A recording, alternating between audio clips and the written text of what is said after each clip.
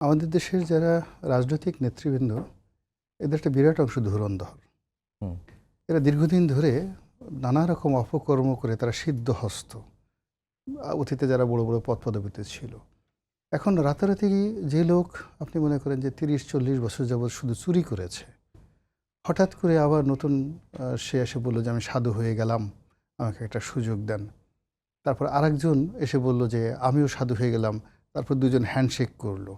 Handshake করার পরে তারপরে এসে বলল যে ঠিক আছে, আপনার কাছে যে ১০,০০০ কোটি টাকা আছে এটা আমার কাছে জমা রাখেন, বলেন তো আপনি দেবেন কিনা।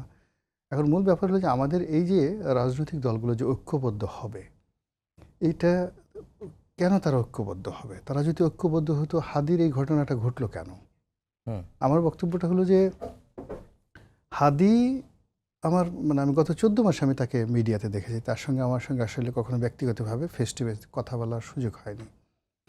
তো যতটুকুই আমি এই সমাজে ঘোরাফেরা করি, তাকে খুন করতে হবে এইরকম ডিস্ট্রাকটিভ কোনো ক্যারেক্টারিস্টিক্স হাদির মধ্যে আমি আগেও দেখিনি, আর তার হত্যাকাণ্ডের পরেও মনে হচ্ছে না। সে একটা জায়গাতে একটা ইলেকশন করতে চেয়েছে বড়জোর, একটা সংগঠন করেছে।